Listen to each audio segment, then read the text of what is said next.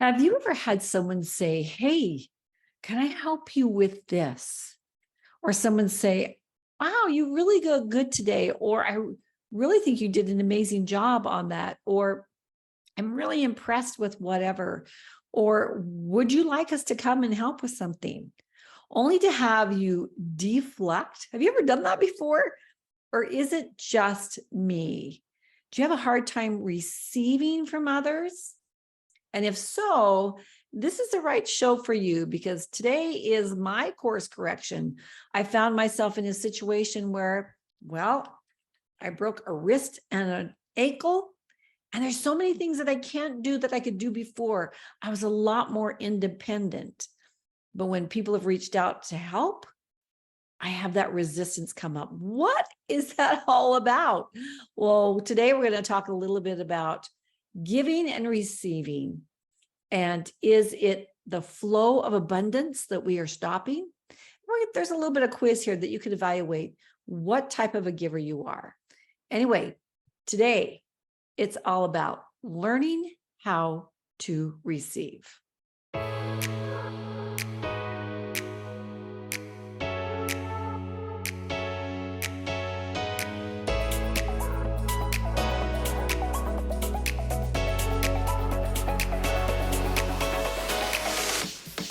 Hello, hello, hello. You are listening to the No Brainers Empowering Possibilities show.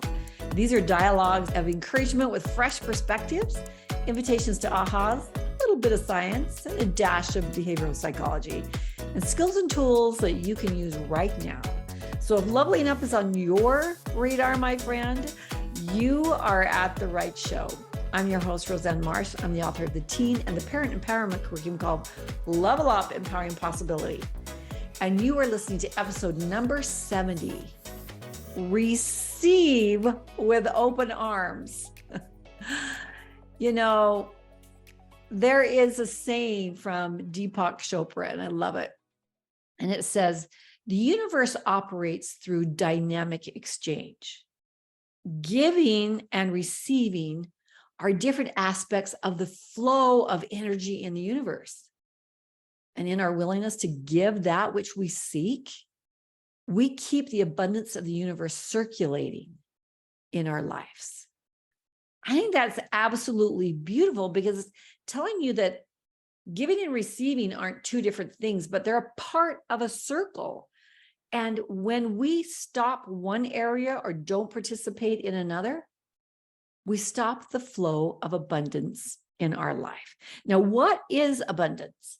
Abundance is more, what is the first thing that comes to your mind when I say the word abundance?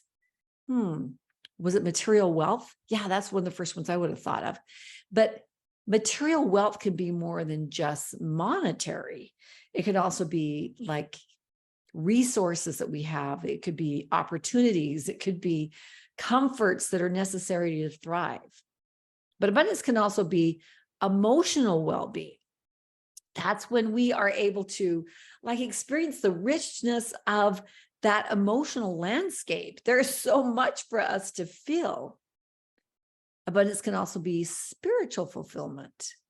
It can be finding our sense of purpose, the meaning, the spiritual connection. And it involves aligning with one's authentic self. Now, abundance could also be personal growth. So abundance embraces that journey of growth and expansion and self-discovery. And it celebrates the power of learning, resilience, and embracing those new experiences that quite literally, they jump out at us every single day, don't they? Then the last one's generosity and gratitude. Abundance is nurtured through acts of generosity and gratitude. And it recognizes the interconnectedness of all beings. There's a flow of energy, and the joy of giving and receiving are in harmony. So when we know how to give and to receive, and we keep that circle going in our life, we are actually awakening and openness to all that kind of abundance. Now stop and think for just a second. Is there a place in your life or an area in your life where you're thinking, man, I could use more abundance in this area? I could actually, more experiences or whatever. Then today, I want you to stop and look and say, am I a good giver? And am I a good receiver? You hear the saying, it's more blessed to give than to receive. Well, we're going to debunk that because there's a necessity for both of them. So to unlock abundance in our life, it means giving and receiving. So there's really a dance between giving and receiving. And what better example do we have than that of Mother Nature? Just look outside and you can see that symbiotic relationship that nature has. So for example, with us, we give out carbon monoxide to the trees and they take that in, and in exchange, they give us back oxygen that give us life. It's that give and receive that we have between them.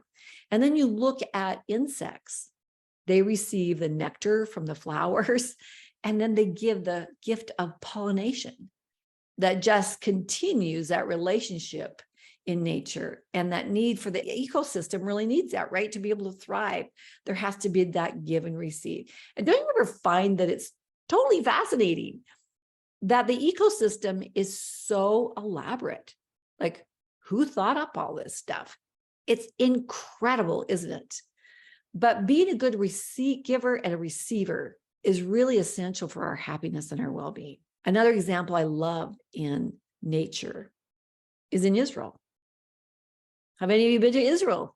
Have you been to the Dead Sea? What goes on with the Dead Sea? The Dead Sea receives water and it comes in and it takes and it takes and it takes, receives, and then it sits there. It stagnates. It's dead water. It doesn't do anything. It doesn't grow anything. When I was there, it was fun to bob up and down in it because of the high concentration of salt, but there wasn't really a lot of growth around it. Now contrast that with another sea in that area, and that's the Sea of Galilee. And that receives, but then it gives, receives and gives. And the opulence around there is so poignant, so different.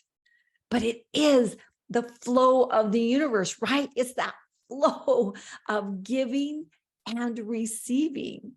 So I think that is just a beautiful example of when we think about, oh man, do I struggle with giving or do I struggle with receiving?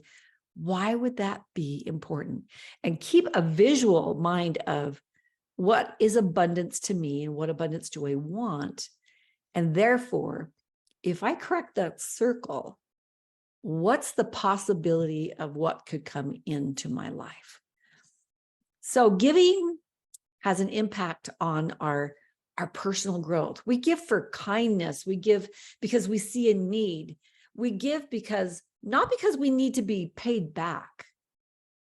Because think about it, there's an energy to that. Well, I'm going to do that for them, and in turn, they're going to give me this back. When there's that expectation, is it truly giving? Or is there a different motivation there? So let's talk about purifying our motivations behind these things. But when we come from a place of love, without expectations return, what a difference that kind of giving is. And I will say what a difference the type of receiver we have. Now, am I the only one who has maybe done a little bit of enabling? If you're a parent, have any of you enabled? Is it just me? I don't think so. But I've done my fair share of enabling too much. And then instead of a child or someone else receiving, they become a taker. And you know the difference between a receiver and a taker, right? A taker is one that just an expectation. And there's almost not even a gratitude to it.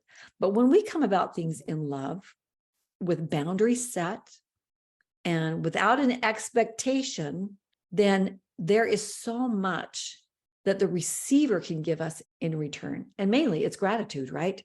When someone is gracious about receiving, doesn't that just make giving that gift so much better. At Christmas time, when you give a gift, if somebody just kind of puts it aside or deflects it, or, no, I don't need it, or no, you shouldn't have done that, and you put some thought into it, it's kind of like this rejection, like, well, wait, no, I'm doing this out of kindness and love. And I really do want to serve you, or I want to be able to help you, or I want to give you this opportunity, or I want to give you these leads. So think of that on that end, that when we push things away, what are we doing to the giver? What's the importance of receiving? Why is it necessary? Well, receiving is an act of love because someone is offering something. But we have to challenge a lot of our common beliefs. And a lot of times we're guilty of associating things with maybe even pride. All right, I'm going to raise my hand on that one. Pride. I sometimes feel like, oh, if people feel like they need to help me, maybe I'm coming across as being incompetent or weak or needy. Or maybe they think that I'm not doing things right in my life, or not raising my children correctly. That's pride. That's not right. And I find myself being caught in that sometimes. Maybe a lot of people don't accept help or compliments or receive well because they feel like they're not worthy of it. There are a lot of things that happen in our life, a lot of experiences that are down in our subconscious that deflect things that are good because we're looking at it through a filter of an experience that we had in our life that isn't serving us. Oh boy. In Level Up, we do some deep dives into that subconscious to help you find out what's down there. Because sometimes we don't even know what's down there. We don't even know the areas of our life that it's affecting, that if we were able to change the perspective a little bit, we'd start opening up to all kinds of abundance. We'd start opening ourselves up to all sorts of opportunities. We start stepping into something so very different than what we're living in today. I go back to this accident. Had so many offers of people saying, we'll do whatever. Let us bring in food. Let us do this. Let's run whatever you want us to do. And you know what? I have been blessed.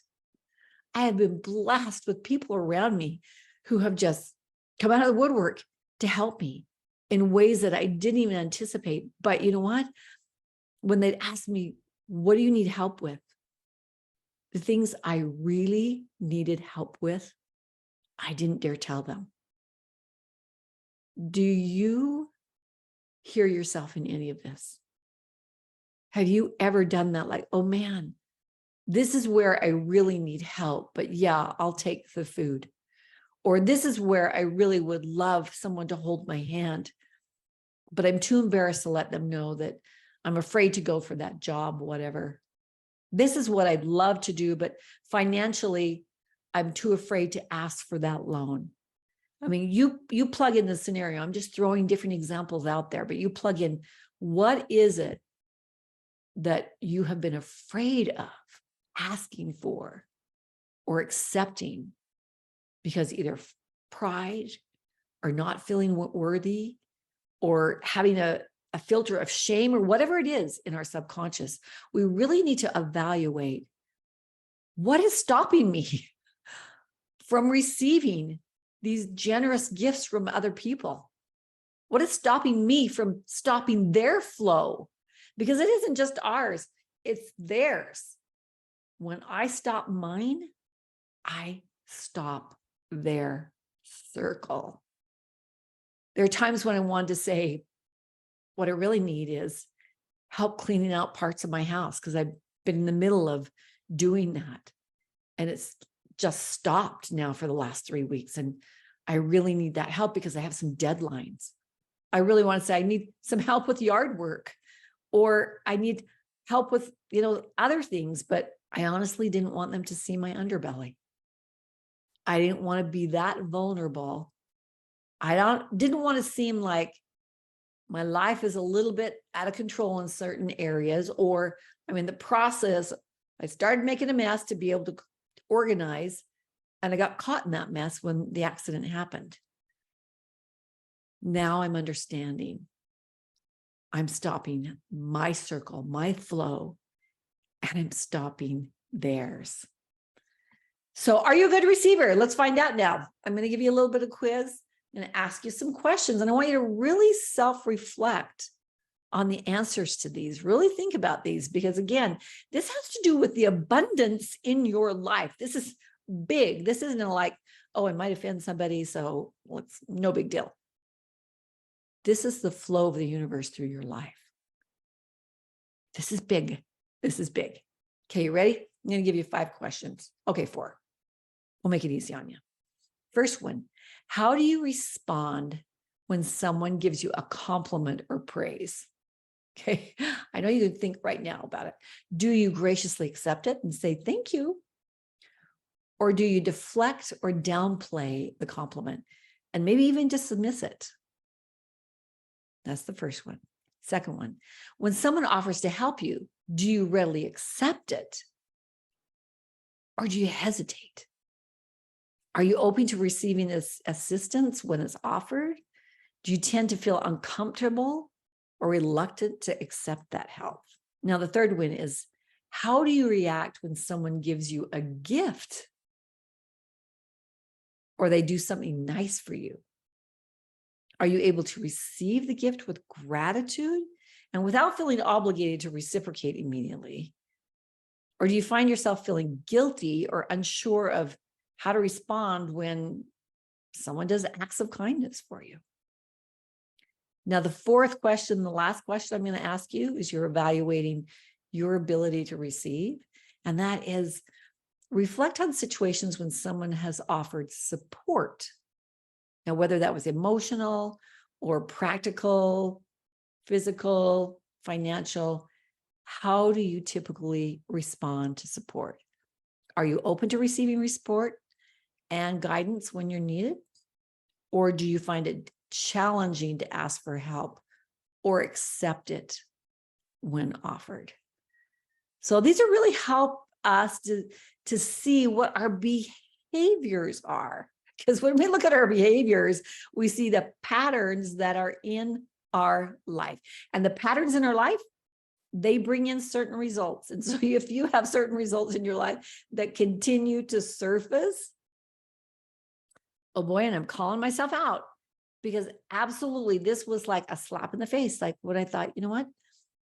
I think I have a difficult time receiving. And I kept thinking, but it's okay. And then when I started to deep dive into what receiving really is, I was like, whoa, wait, no, I'm missing out on the other half of the circle. The yin and yang is not yin and yang in my life. I have to step into becoming a much more gracious receiver and one full of so much gratitude. So what are some steps that you can take to just start tippy-toeing into becoming a good receiver? Well, one of the first one is, okay, we just got to start with the small stuff, right? Like when somebody is saying something nice to you, or accept the compliments graciously. You know, I've had people say things to me and I'm like, oh no, this, or, you know, they compliment your outfit and you're like, oh, this old thing, or your hair, or your presentation, or how you dealt with someone, and you push it away. You're pushing away the universe. You're pushing away the flow of the universe. So let's start small and just say, okay, when people compliment me, I'm going to say thank you. And then I'm going to own it. I'm going to take that, because there's so many negatives coming at us, negatives that aren't even true. And it's funny how we'll accept those. But when a compliment or something amazing comes towards us, we're like Wonder Woman with our wrists out there trying to deflect it. How crazy is that, right? How crazy is that? So another thing is, start sharing your gratitude for things that people have done for you. When we start seeing the little gracious things that are being done for us, even the person who lets us in the freeway, when that happens, it's kind of like that pay it forward. Like all of a sudden now we're a little more able to say, oh, you know what, come in front of me. What we focus on grows. Where we focus, the energy flows. So when we start seeing good things happening, people doing things for us, holding the door open for us, or congratulating us, or just even a big smile on their face when they pass us, and we start emulating that, there is a ripple effect like no other. And then we're able to receive bigger things in our life. What big things are we deflecting because we're not accepting the small things? I know it sounds crazy. It's not. And I'm standing here going, I am guilty of this. And I want to change it. And if you want to change it, I want you to join me. Now I'm going to tell you something really vulnerable. Okay, I just had this wrist surgery 4 days ago. I came out of the anesthesia, and it literally was one of the most horrible things I had experienced. My body was doing everything it could to get that out of my body. Now think about what they have to do. I'm very grateful for anesthesia. Can I tell you I am? I would not have wanted to be awake during that. And this is a small procedure, plates, screws, things like that, in comparison to huge operations. But so grateful that I didn't have to be awake. I didn't have to hear it. I didn't have to know anything about it. My subconscious was there, though. My subconscious was taking it in. But I was struggling. I would ingest 2 tablespoons of water, and I would take out, there'd be 2 gallons of water that would escape from every part of my body. It was horrible. Couldn't keep down medications, nothing. Anti-nausea medicine, put it in, it would come right out. It was kicking me. And people would say, can we bring food in? I'm like, no, I'm not eating. I can't stand food, whatever. Finally, a friend called and said, you are not doing well. I'm going to come and help you. What do you need? And I'm like, I don't know what I need. All I know is I can't keep anything down. I'm dehydrated. And I limped out to my front yard, laid under a tree. For those of you who know what grounding is you just get in touch with Mother Earth. And I had a boot on one hand and the surgical wraps on the other. So with one foot, barefoot, and one bare hand, I was trying to ground to Mother Earth and say, can you just take those toxins from me? This is going to take me under. I need some help. But instead of setting up that white flag and saying, I need help, I was waiting for people to reach out to me. Well, they did come. They found me on the grass in my front yard. And they were like, oh my gosh, they had Gatorade, they had charcoal capsules, they had coconut water. They had things that they knew would revive my body. I am so grateful for those givers in my life who thought about me and came to the rescue. It made all the difference. And now I can say I have been so abundantly blessed by now that I can eat food that is so wholesome and yummy. Just knowing that I didn't have to try to chop things up with one hand. And at first I was like, no, I'll be fine. And now it's like, you know what? I graciously accept that because I see how this has helped me. And I see the love that you prepared that food with. And I see those text messages coming in. I am so grateful. And it will change the way that I become a giver. Even though I love giving, I love doing for people. But it's changed my heart to where it's like, I'm going to see things a little bit different. So if you've seen yourself in any of my poor examples of receiving, and you too want to change the abundance in your life, I invite you to join me in really looking at what are the emotions in my life that are keeping me from becoming a good receiver. What are those patterns that have come into my life that keep showing up that I need to process through, I need to journal through, I need to get rid of? What are those times? What are those things that I do habitually when people either compliment me or offer? What do I do to deflect, and how can I change that so that my abundance flow will now flow naturally? And I'll be ready for those big things coming in. By opening ourselves to receive, we unlock the abundant blessings that await us. My friends, I bless you with beautiful receive and give cycles. May the universe bless you with everything that you need, and those people around you who know how to give and know how to receive appropriately. It's a beautiful cycle. It's a beautiful learning. I stand corrected and I step into the learning, and I'm rejoicing. Have an amazing week this week. I will see you next week. Thanks for joining me. I sure appreciate you being here.